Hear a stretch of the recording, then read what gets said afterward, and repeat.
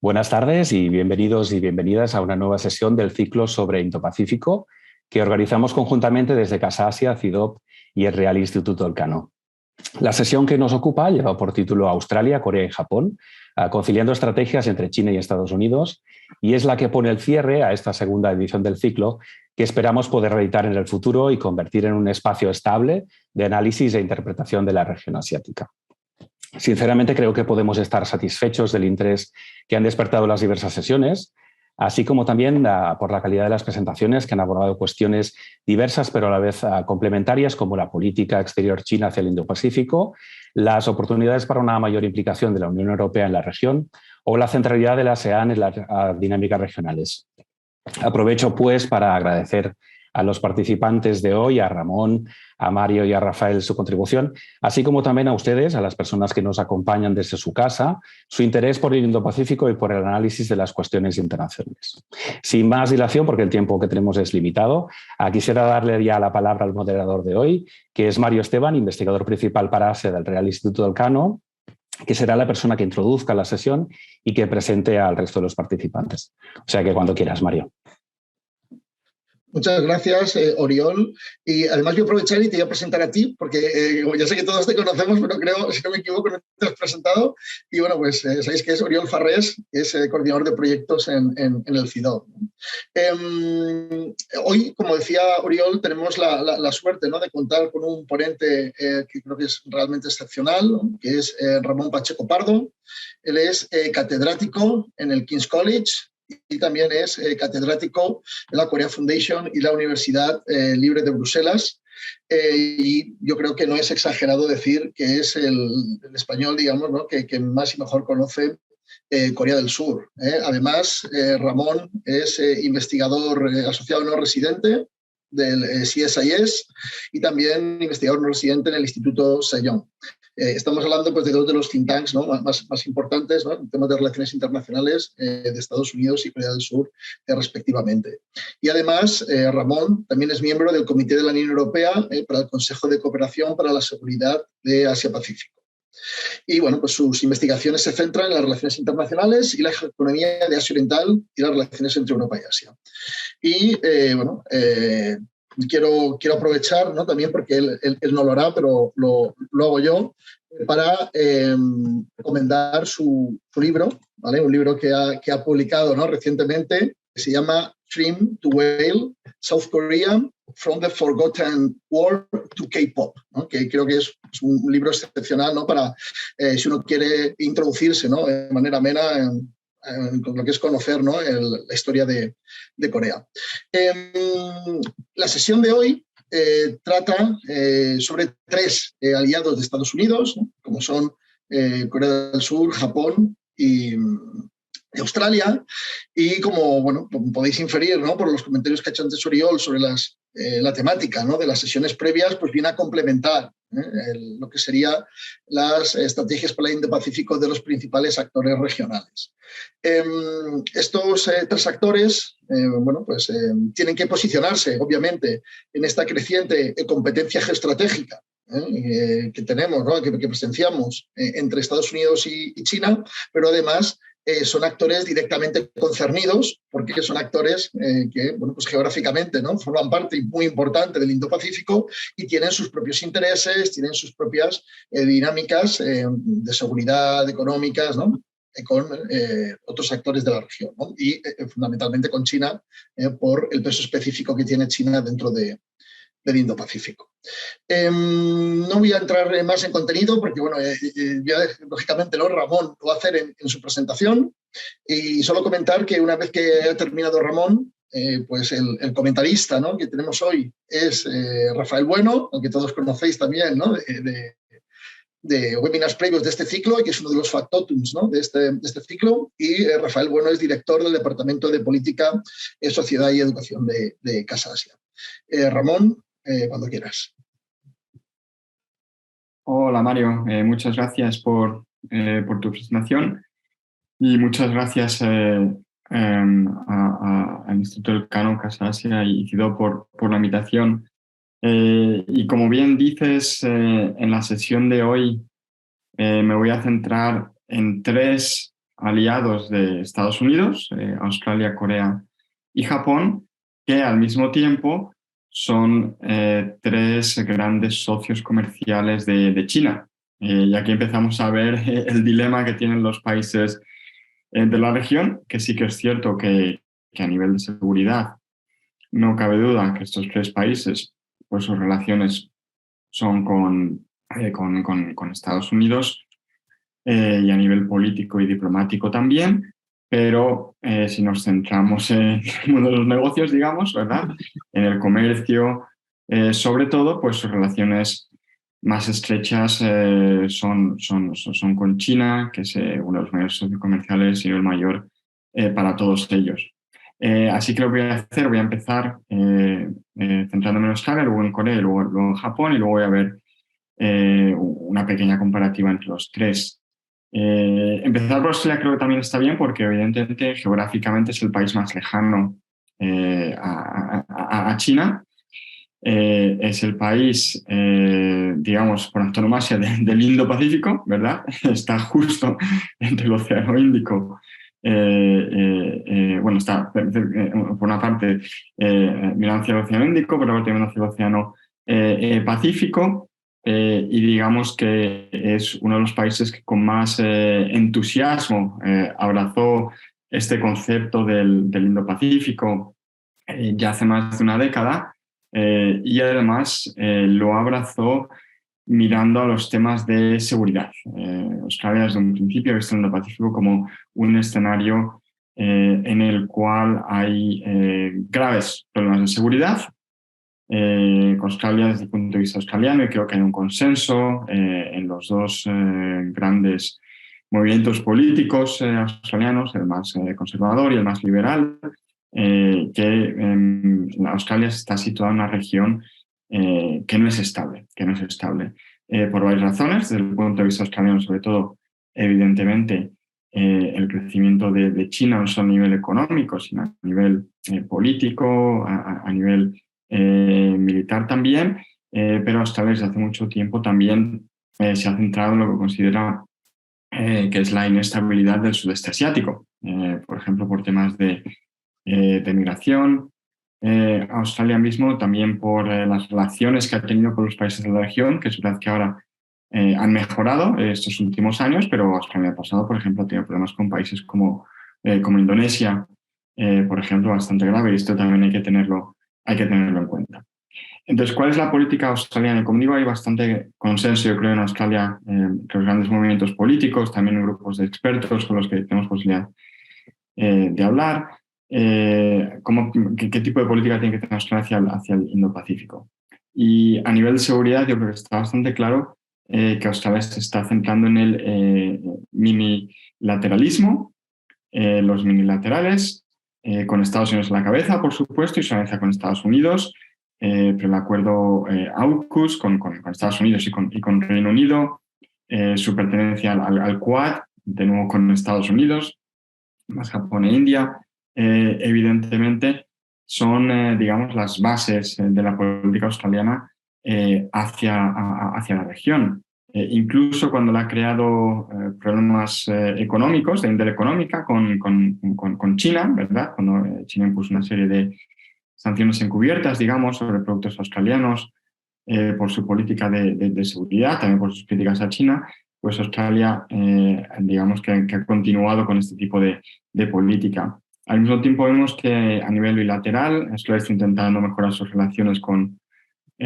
países como Corea, de la que hablaremos luego. También está mirando cómo puede mejorar sus relaciones con países del sudeste asiático. Está hablando, por ejemplo, de intentar mejorar relaciones con países como Vietnam, con Filipinas también. Tenemos una serie de acuerdos que viene dado por el hecho de que Australia creo que considera que por su cuenta, evidentemente, no puede hacerle frente a China. Tiene que apoyarse en distintos países de la región. Pero sí hay que decir que a nivel económico, a pesar de los problemas que está teniendo con China, que ha llevado a Australia a tratar de diversificar sus exportaciones hacia países como Japón, como Corea, sudeste asiático, sobre todo cuando hablamos de productos minerales, por ejemplo, pero sí que es cierto que con el nuevo gobierno de Albanese, el gobierno laborista en Australia, está intentando mejorar las relaciones con China, con Xi Jinping, porque sí que es cierto que ha habido un impacto económico de estas sanciones encubiertas por parte de China. Y yo creo que este es un tema que luego sacaré luz de nuevo cuando hablamos de Japón, cuando hablamos de Corea, el hecho de que los países de la región no se pueden permitir no tener lazos comerciales con China. Y Australia fue uno de los países que dejó bastante la comunidad económica de Australia.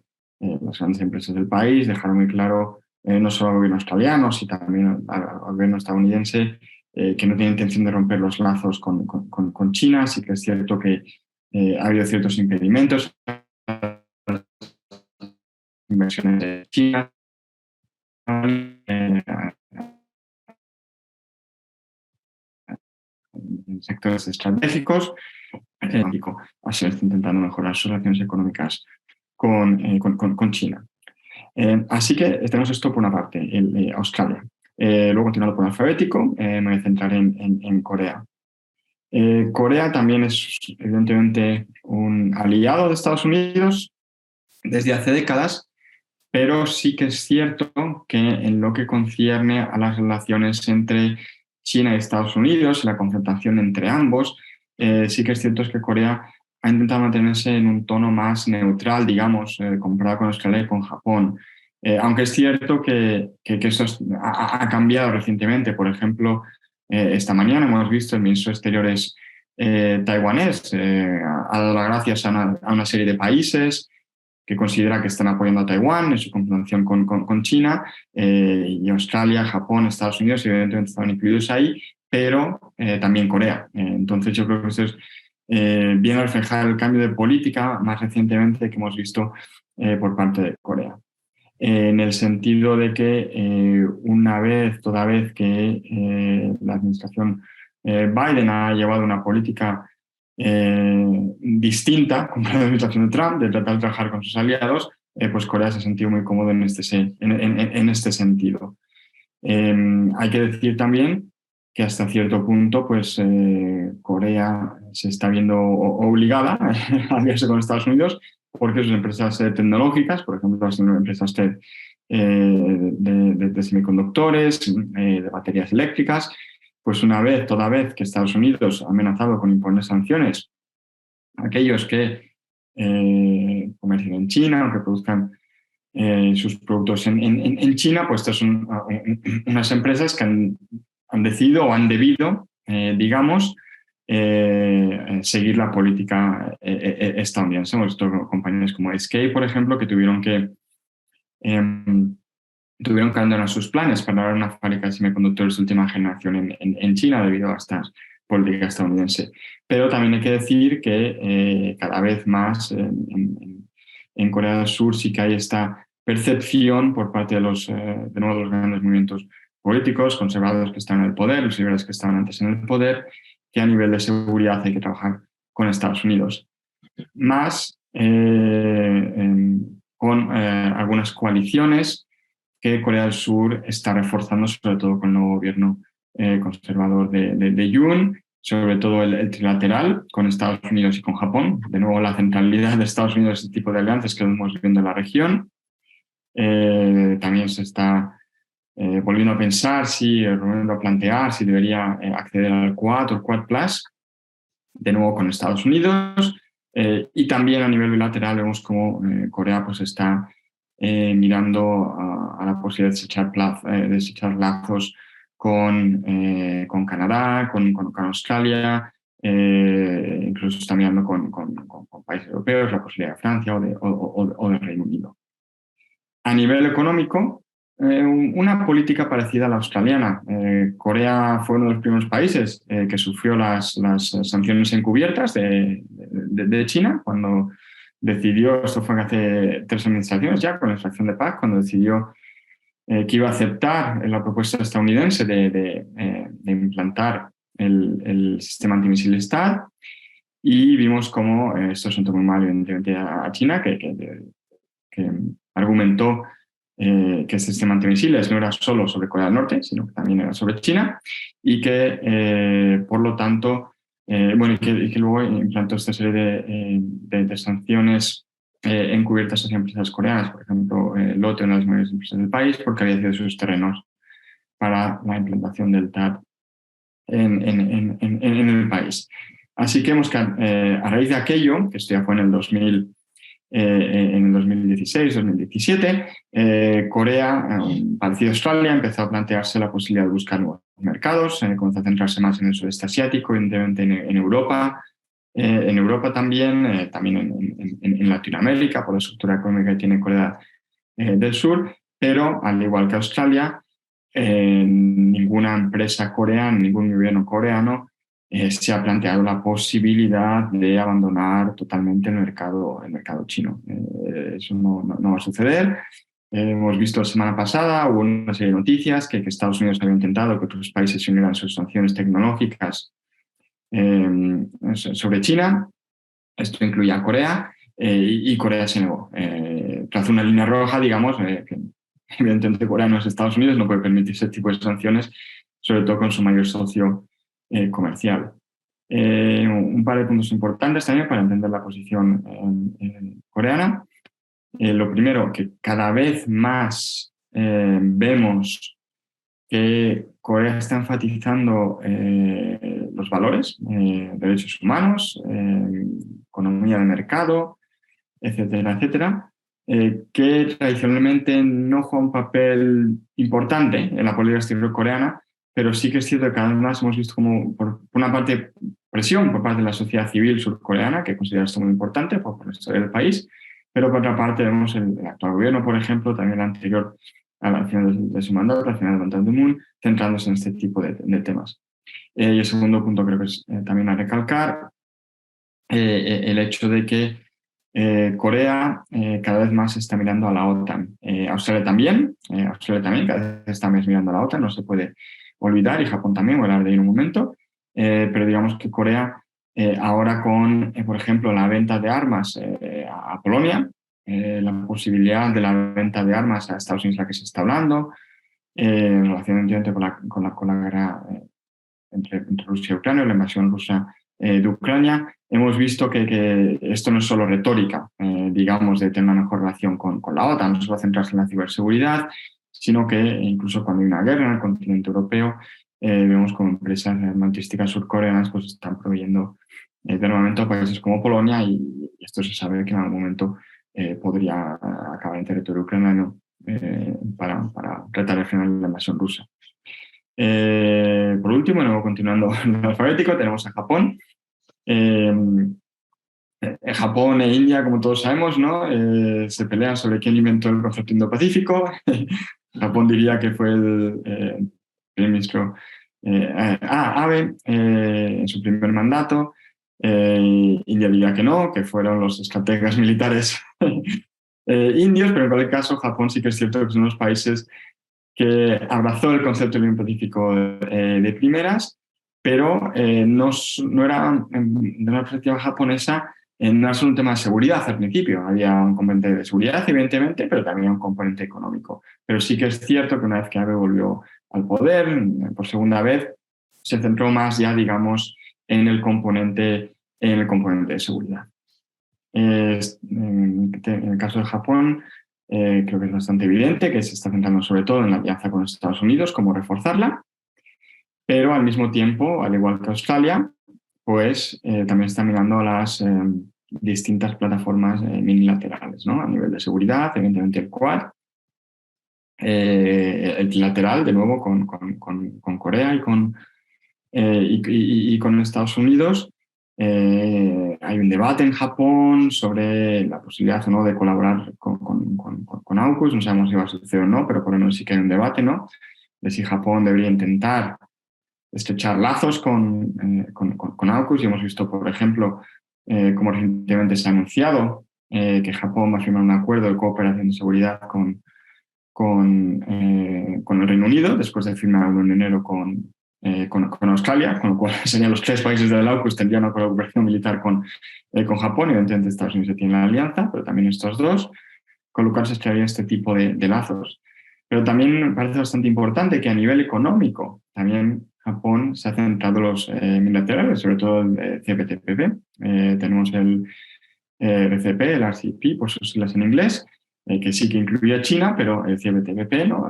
Para los que siguen temas de comercio, de economía, pues es un acuerdo bastante más amplio en el tema de sectores que se cubren, que el RCP, por ejemplo, todo lo que es el comercio digital. Eso es un acuerdo bastante más profundo. Y Japón, toda la vez que la administración Trump decidió abandonar el anterior acuerdo, el TPP, pues fue el país, digamos, que lideró la creación de este acuerdo como contrapunto al RCP que incluye a China.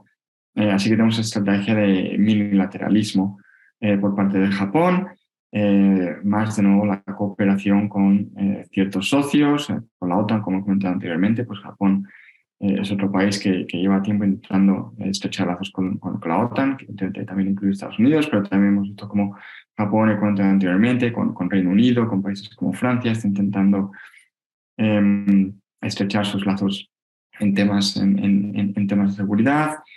Más recientemente, ¿no? Se está hablando de Japón y Corea, intentar mejorar el acuerdo que tienen de intercambio de inteligencia, ISOMIA, y que incluye temas de seguridad también, ¿no? Porque consigue una amenaza por parte de China y por parte de Corea del Norte, evidentemente. Al mismo tiempo, hay que decir que de nuevo las grandes empresas, las pequeñas empresas japonesas, no tienen ninguna intención de abandonar sus lazos comerciales con China. Vimos como hace 2-3 años, ¿no? el gobierno japonés lanzó un proyecto para promover digamos, que las empresas japonesas abrieran fábricas en el propio país, en Japón, ¿no? Que cerraran fábricas en China y las abrieran en su propio país. Y no se puede decir que fue un fracaso, pero el número de empresas que lo hicieron fue muy pequeño. Fue muy pequeño. Y de nuevo, cuando Estados Unidos intentó buscar a socios para impulsar sus sanciones tecnológicas sobre China, pues Japón se negó a unirse, ¿no? Con el actual gobierno de Kishida se negó, de nuevo fue una línea roja, dijo que no. Así que, a modo de conclusión, digamos que 2 puntos en los cuales hay coincidencia entre los 3 países que estamos estudiando hoy, los que estamos hablando hoy, Australia, Corea y Japón.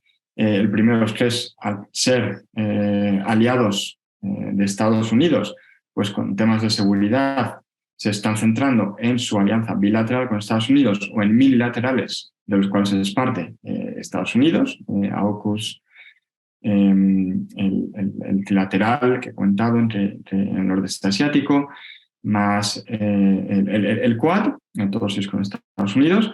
También está mirando la posibilidad de acuerdos bilaterales con otros países, pero se están centrando muchos en estos mililaterales, incluyendo a Estados Unidos. Lo segundo, que a pesar de los problemas políticos, de los problemas en temas de seguridad militares que puedan tener con China, no hay ningún movimiento serio para abandonar los lazos comerciales con China. Y no solo eso, sino vimos recientemente en la reunión del G20 y pues del G20, que por ejemplo los líderes surcoreano y japonés se reunieron con Xi Jinping de forma lateral, igual que lo hizo Biden, ¿no? Incluso a nivel político, pues no hay movimiento en ninguno de estos países, esto incluye Australia también, por supuesto, que quiera aislar a China. Digamos que no es parte del debate, no es realista.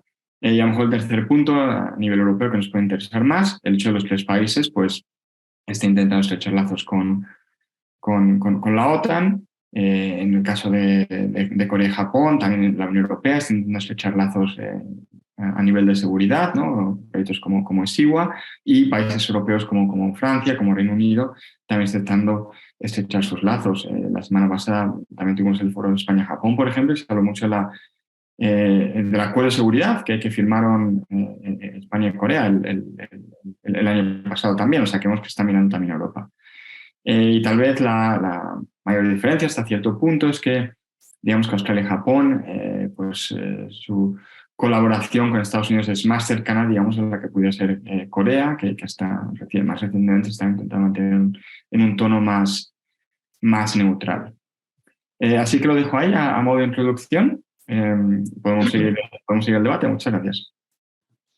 Muchas gracias a ti, Ramón. Y antes de darle la palabra a Rafael Bueno, quiero recordaros a todos que estamos deseando recibir vuestras preguntas, porque una vez que Rafael termine, ¿no?, sus comentarios, abriremos un turno de preguntas, ¿vale? Así que es importante que nos las hagáis llegar, y para ello podéis utilizar el chat, ¿vale?, de la aplicación, y cualquier cuestión que queréis que Ramón aborde en más profundidad, pues ahí lo podéis dejar. Rafael, cuando quieras. Muchas gracias, Mario, y muchas gracias a Ramón por este análisis tan sintético. Es difícil muchas veces encontrar personas con capacidad de síntesis. Tú eres una excepción y es de agradecer. Y bueno, básicamente yo voy a hacer también uso de esta capacidad de síntesis para dejar más tiempo para las preguntas. Y muy básicamente, muy brevemente, pues mencionar, yo creo que entramos en un mundo muy complejo, en una dicotomía muy compleja que, como bien ha explicado Ramón, pues se confrontan, por un lado, la nueva geopolítica, ¿no?, en esta confrontación entre China y Estados Unidos, y luego el tema económico, ¿no?, y comercial, en donde ningún país pues quiere dejar de tener estos lazos comerciales tan intensos con China. Y yo creo que es muy adecuado pues mencionar este título, ¿no?, de conciliar estrategias, ¿no?, porque realmente es un esfuerzo que van a tener estos tres países muy complicados. En primer lugar, pues lo que has comentado, ¿no?, de Australia y este entusiasmo por el Indo-Pacífico, en una zona que es muy inestable y que también, pues, en cierta forma recibe esta inestabilidad no solo del Pacífico, sino del sudeste asiático, que les contagia.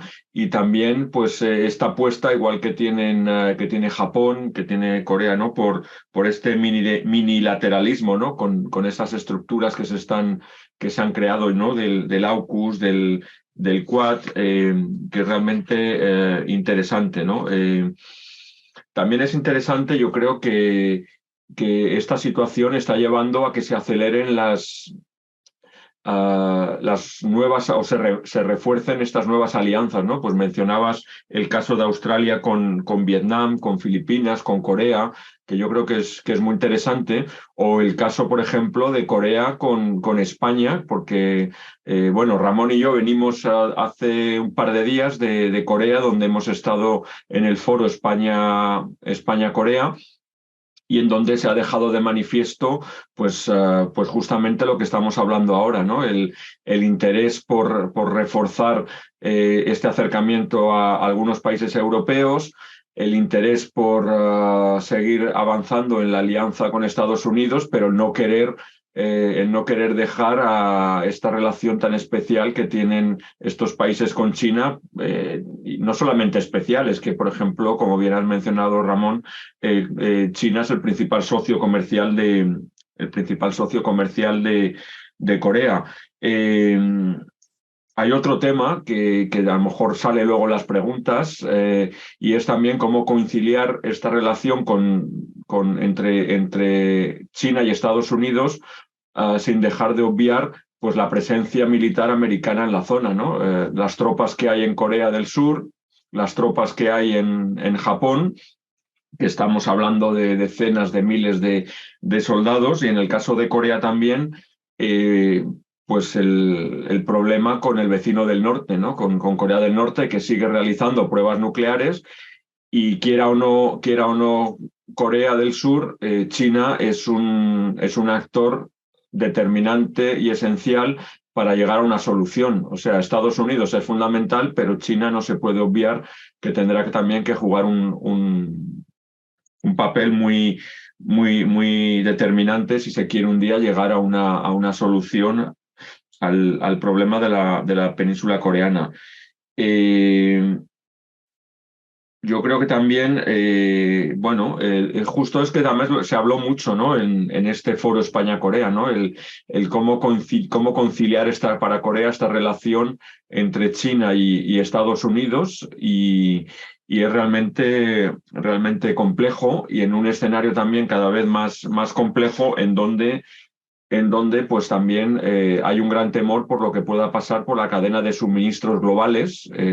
Todos los productos que pasan, incluido el petróleo, ¿no? Tan necesario para estas economías, que pasan por esa zona y que ante un potencial conflicto con Taiwán, que es otro de los actores también que va a ganar más protagonismo, pues puede crear. En fin, estamos viendo con la guerra en Ucrania, ¿no? Con la invasión rusa de Ucrania, pues como algo como los cereales está creando un gran problema global, pero imaginemos pues lo que podría pasar pues si nos quedamos sin chips, sin semiconductores, sin semiprocesadores, en fin, que la situación podría ser realmente complicada. Y luego ya para ir terminando, porque tampoco quiero alargarme mucho, porque seguro que habrá muchas preguntas, yo creo que también ha sido muy interesante, ¿no? Lo que has mencionado, bueno, el tema, ¿no? de Japón, que sigue un poco también los mismos pasos de Australia y Corea, ¿no? De estas mini alianzas y estas mini estructuras. El potencial que va a seguir ganando el AUKUS y el Quad. Y yo creo que también va a ser muy importante el tema de la OTAN, ¿no? Que lo hemos visto en la cumbre de Madrid, como el AP4, ¿no? Estos países asiáticos que cada vez están más cerca de esta alianza defensiva atlántica que se expande.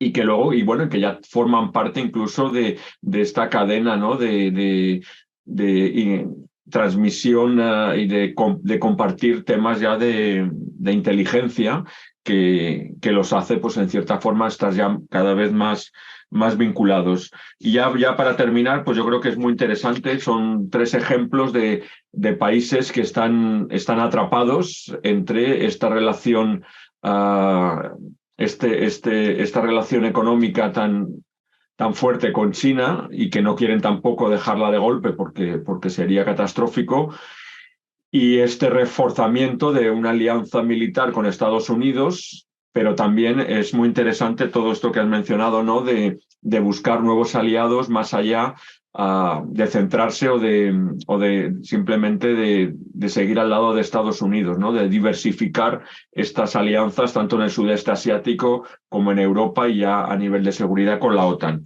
Y ya, Mario, ya has visto que, bueno, intento ser aquí lo más sintético posible porque seguro que hay muchas preguntas.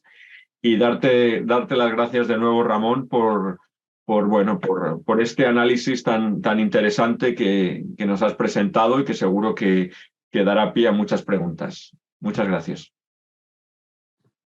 No sé, Ramón, si antes de que pregunte alguna pregunta adicional, ¿quieres hacer algún comentario o alguna reacción a lo que ha puesto sobre la mesa Rafael?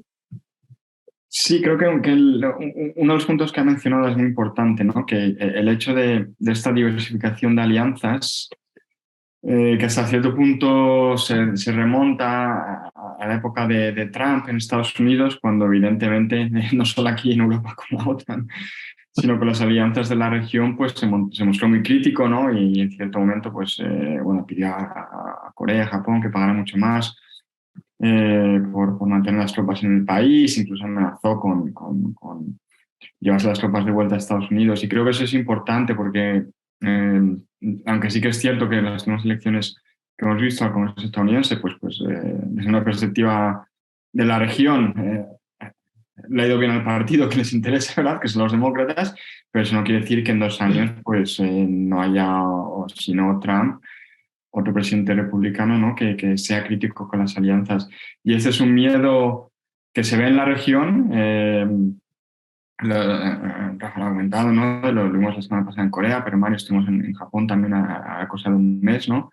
Y es un tema que se habla, ¿no? Es un tema que se habla de qué puede pasar en un par de años, y creo que eso va a llevar a más cooperación entre los países de la región, pero también con Europa, con la OTAN evidentemente, pero también con países europeos.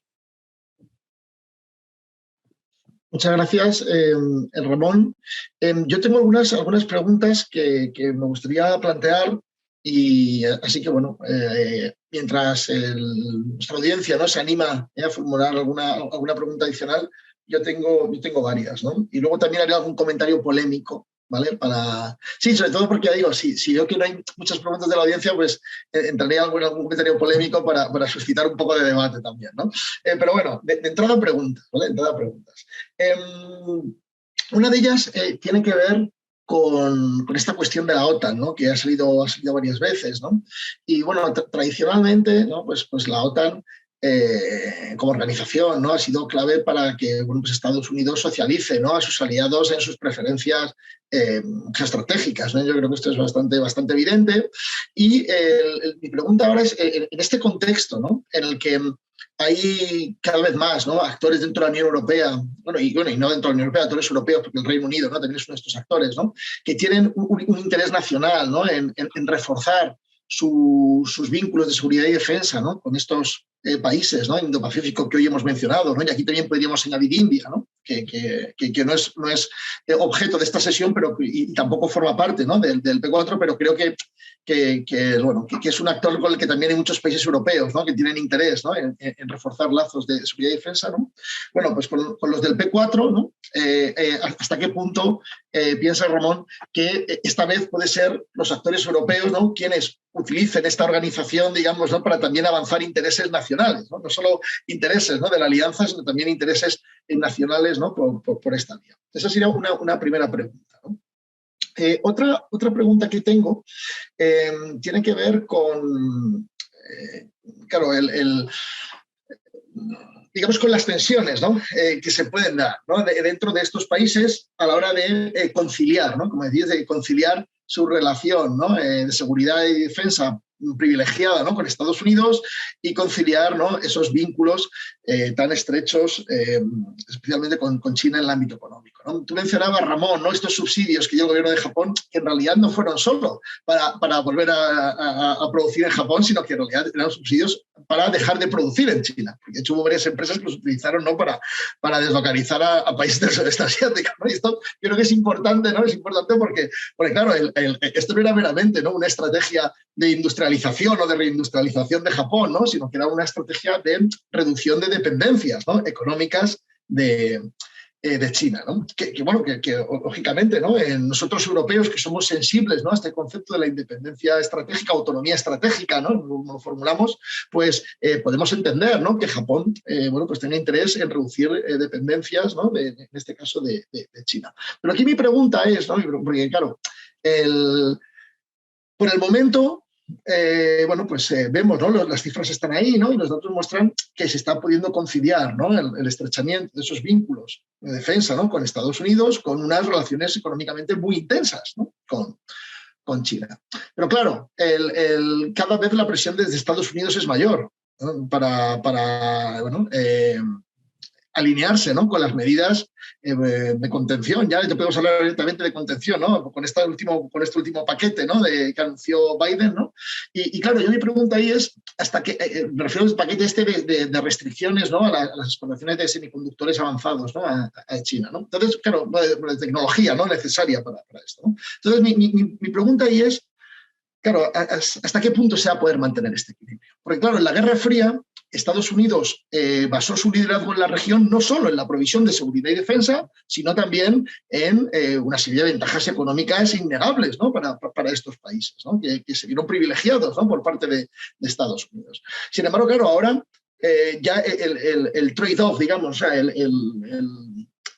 ¿no?, hay que dar y recibir. Es decir, ya no es solo ganancias, ¿no?, en seguridad y defensa de Estados Unidos, sino que también esas ganancias en seguridad y defensa pueden conllevar, ¿no?, una pérdida económica.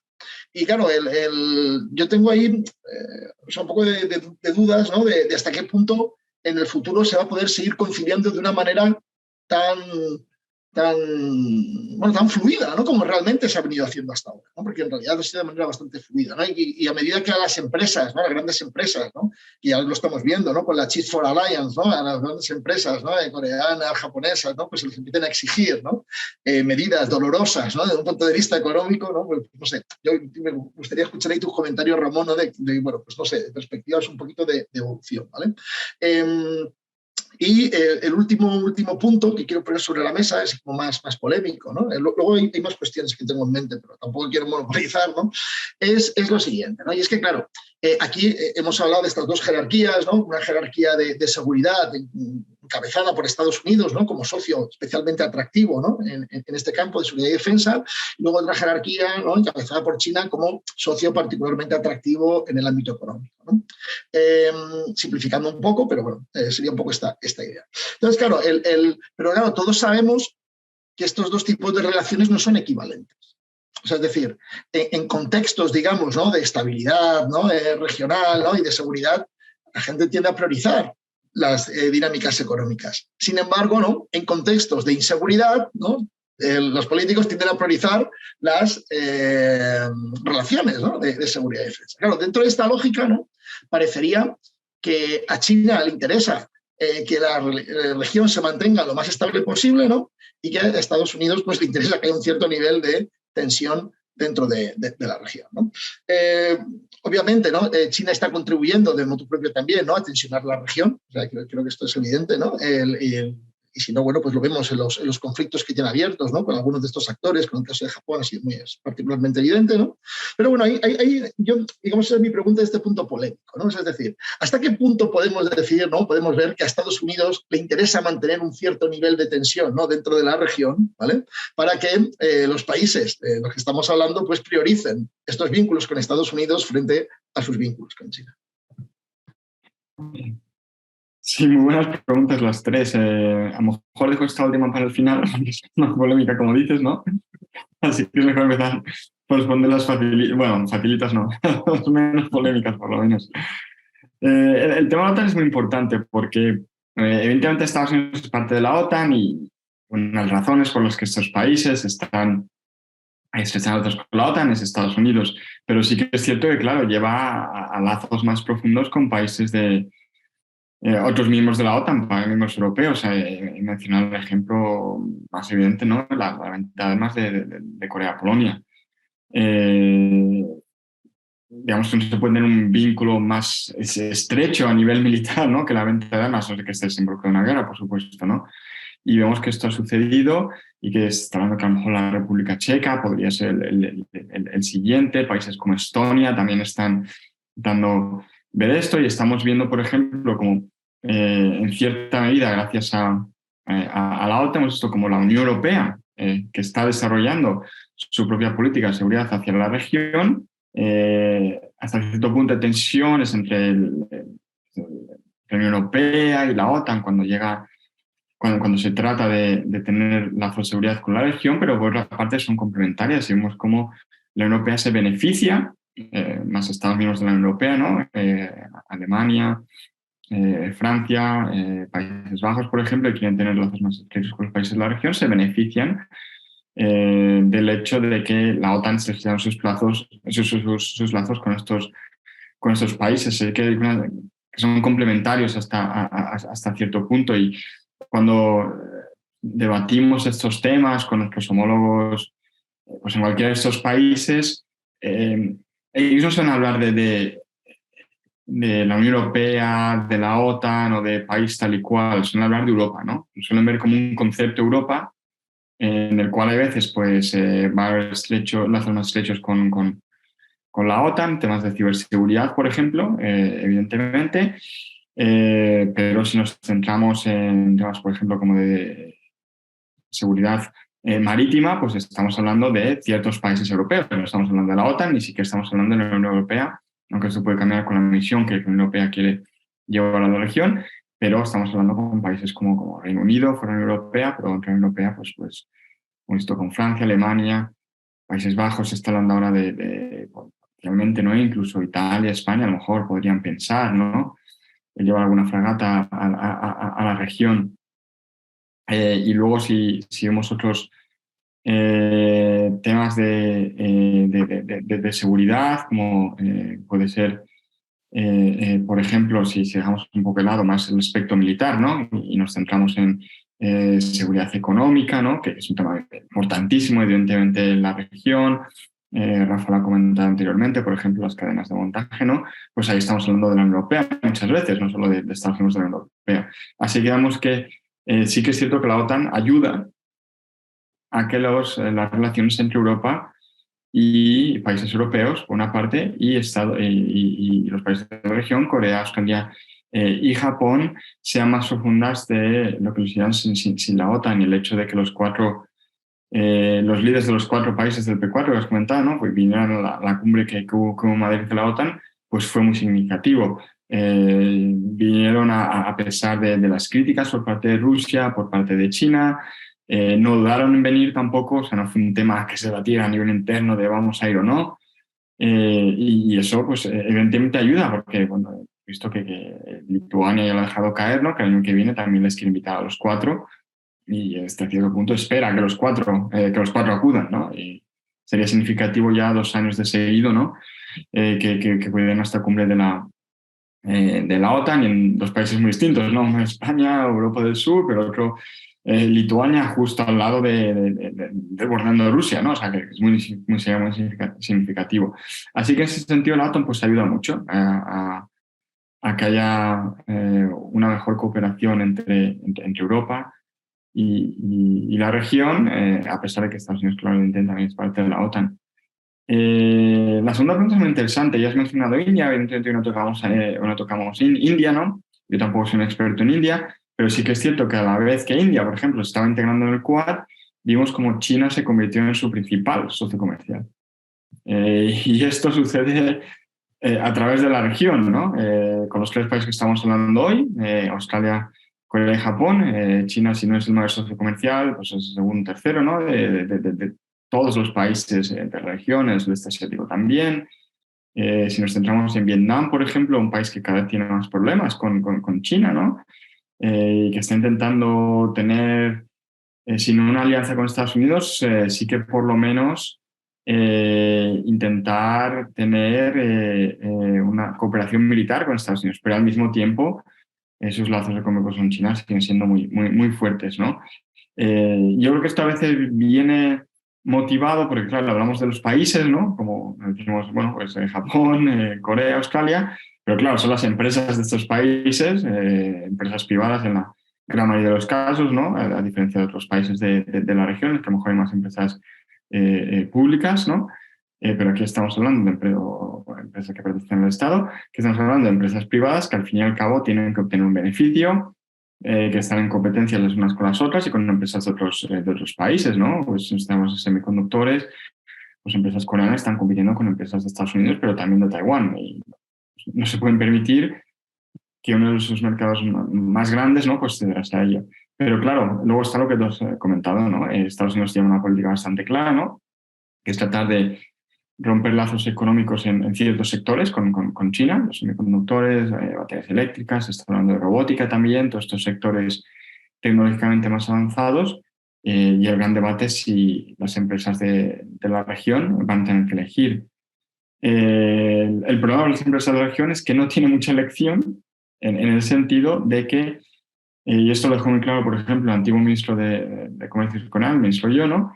Dijo que como dependen de componentes y tecnologías estadounidenses, no hay una elección. Si Estados Unidos decide que las tecnologías no van a TSMC, a Samsung, a Sony, pues las empresas tienen que parar su producción. Entonces, el problema, digamos, que tendrían es una reducción masiva de beneficios, tendrían menos dinero para invertir, digamos, en las tecnologías de nueva generación, por ejemplo, el 6G o semiconductores más potentes, ¿no? Porque perderían el mercado chino, no parte de acceso al mercado chino. Hay que decir también que, desde mi punto de vista, China ha intentado, en cierta medida,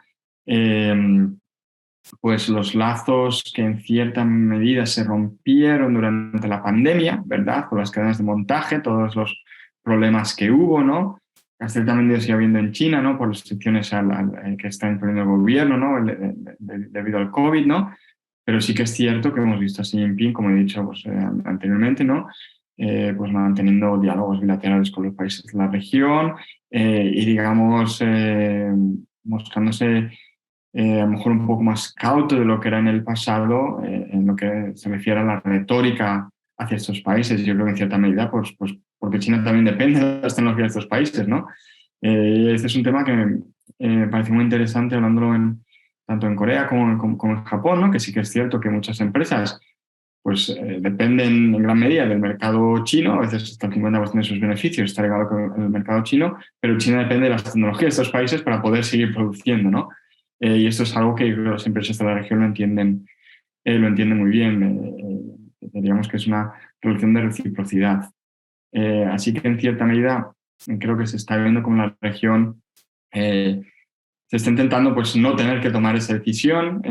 Vimos que cuando se reunieron Biden y Xi Jinping la semana pasada durante 3 horas, pues esto fue celebrado en la región, en el sudeste asiático, en el nordeste asiático, leyendo la prensa de cualquier país, se veía, ¿no? Los editoriales, como había este énfasis en el mira qué bien que se han reunido, Xi Jinping sonriendo, porque vimos que en otras reuniones no sonrió, por ejemplo con Canadá, ¿no? Lo vimos como una postura muy distinta, ¿no? Y esto era aportado en todos los países de la región. Y esto me lleva a tu último punto.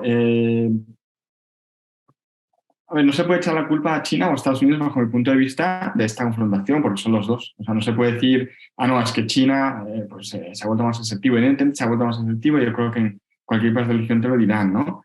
Tema del sur de China, ¿no? De China oriental, pues hay esta percepción, ¿no? También la frontera con India, con Vietnam, con distintos países de la región, hay esta percepción, ¿no? Pero si hablamos de una gran tecnología, como se está hablando hoy en día, pues hay que decir que es Estados Unidos. Empezó con Trump hasta cierta medida, pero sobre todo con Biden, ¿no? Estamos viendo una confrontación en este tema, en este sector, en el sector tecnológico, que viene de Estados Unidos. Las sanciones vienen sobre todo de Estados Unidos. Estados Unidos va a decir que estoy motivado por el robo de la propiedad intelectual por parte de las empresas chinas. Evidentemente, pues mucha gente va a estar de acuerdo con este punto de vista, pero también es cierto que este robo, digamos, no solo sucedió a empresas estadounidenses, es a empresas europeas, japonesas, coreanas, taiwanesas, ¿verdad?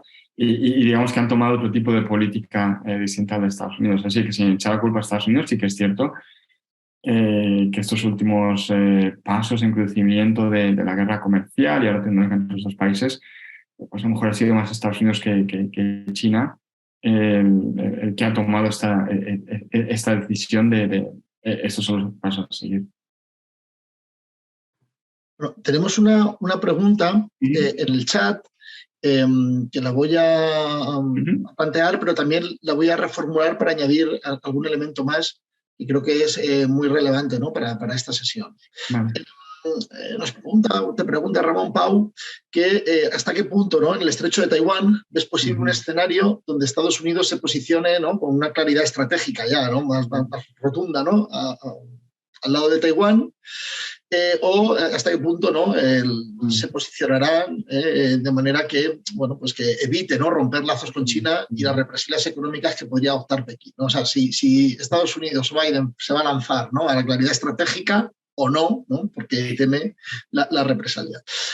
Y, bueno, pregunta también que hasta dónde podrían llegar las consecuencias económicas para Europa de un conflicto en el estrecho de Taiwán, ¿vale? Y a mí, yo creo que aquí sería interesante añadir, ¿no? teniendo en cuenta que nos estamos centrando, ¿no? hoy en Australia, ¿no? en Japón, en Corea del Sur, ¿no? y que algunos de estos países se han manifestado, ¿no? de manera muy clara, ¿no? en relación a este tema, puedes añadir también, ¿no? si quieres, un poco los posicionamientos e implicaciones, ¿no? para estos actores, ¿no? de un eventual conflicto en el estrecho de Taiwán.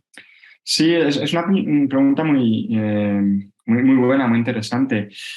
Yo creo que Estados Unidos no tendría mucha opción, tendría que posicionarse de manera clara, porque si no se posiciona de manera clara, evidentemente el debate en Corea del Sur sería qué pasa en Corea del Norte, el debate en Japón sería igual, qué pasa en Corea del Norte o qué pasa con China. Estos dos países por puras razones geográficas, saben que si hay un conflicto en Taiwán les va a afectar de lleno, evidentemente, ¿no? Lo estamos viendo en Europa con Ucrania, ¿no? Por ejemplo, el Chile que cayó en Polonia, ¿no? Una guerra no se circunscribe a los dos países, entonces pensar que esto sería China y Taiwán, pues ya está, no va a ser el caso. Lo mismo con Filipinas, ¿no? Filipinas tendría que también replantear, bueno, qué va a pasar aquí si Estados Unidos no se posiciona de manera clara. Yo creo que Estados Unidos esto lo entiende, que esto no sería un conflicto solo entre los dos países, entre China y Taiwán, sino sería un conflicto que afecta a toda la región, y si otros países de la región empiezan a pensar, pues no nos podemos fiar de Estados Unidos porque no va a participar en este conflicto, pues el siguiente paso, evidentemente, yo creo que en Corea del Sur sería el armamento nuclear, sería el siguiente paso, con lo cual Japón tendría que replanteárselo también, y otros países de la región tendrían que replantearse, ¿no? qué tipo de política militar quieren seguir. Hasta cierto punto lo hemos visto también en Europa, ¿no? Que Estados Unidos evidentemente está ayudando a Ucrania, ¿no? A través de la OTAN, de manera bilateral también, pero en cierta medida también es un tema de credibilidad, ¿no? Si hubiera dudas de si Estados Unidos no iba a apoyar a Ucrania, pues los países europeos pueden pensar, bueno, pues ¿qué va a pasar, no? ¿Qué va a pasar? Porque después de Ucrania venimos del resto, ¿no? Sobre todo Europa oriental, evidentemente, los países del Báltico.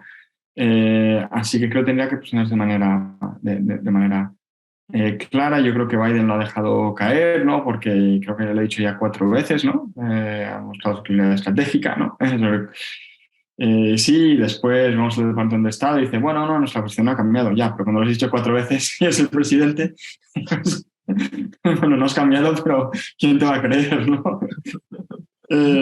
Y esto me lleva a Mari, tu pregunta antes de responder a las consecuencias por Europa, que en cierta medida es lo que vemos con Japón, Australia de manera más clara y más recientemente con Corea del Sur, ¿no? Que ellos entienden, igual que entienden que las sanciones que están ayudando a imponer sobre Rusia no son solo sobre Rusia y Ucrania, son también sobre China y Taiwán, ¿no? El mensaje no es solo para Europa, sino para la región. Claro, entienden también que lo primero, las tropas estadounidenses están en su país, ¿no? O sea, que van a estar involucradas, las de Japón sobre todo, ¿no? Porque son más la Marina estadounidense la que está allí, pero incluso en Corea se sobreentiende, ¿no? Que, por ejemplo, el sistema antimisiles, pues, no solo sobre Corea del Norte, y eso se sabe, ¿no? Aunque no se hable de manera abierta, también sobre China. Solo así está más lejos, pero imagino por un tema de credibilidad, pues hasta todo punto se vería obligada a participar, ¿no? Y los tres que mantienen su alianza con Estados Unidos, pues Estados Unidos dijera, pues oye, voy a montar una coalición de países que van a ayudar a Taiwán, sería muy difícil para algunos tres decir, no, pues no ayudamos, pero entonces decir, bueno, entonces, ¿para qué tengo tropas en tu país, no?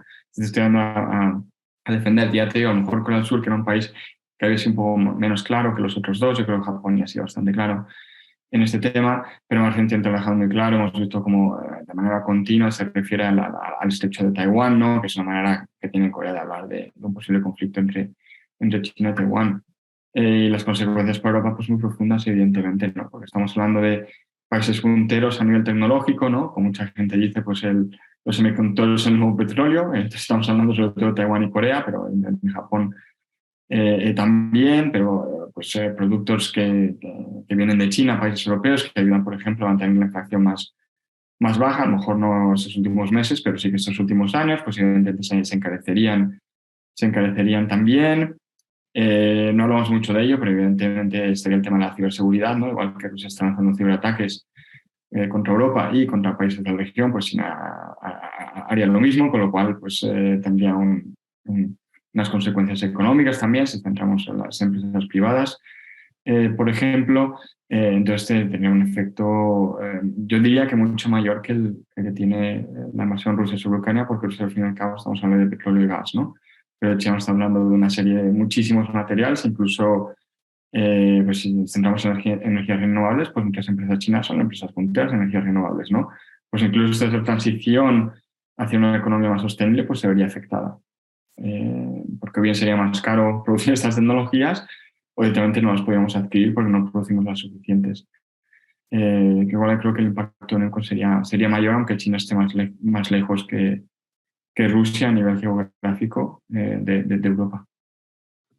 Muchísimas gracias, Ramón, por tu claridad, profundidad y por tu escrupulosidad con el tiempo, ¿no? Porque son las 7 en punto. Sí. Así que vamos a cerrar aquí y nada, me quiero sumar a las palabras, ¿no?, de Oriola al principio, ¿no? Que esperamos, ¿no?, que el año que viene a ver si podemos, ¿no?, darle continuidad a este ciclo y pensamos, ¿no?, un tema para articular un nuevo ciclo de seminarios, ¿no? Pues nada más, buenas tardes a todos y seguimos. Chao. Un abrazo. Hasta luego. Hasta luego.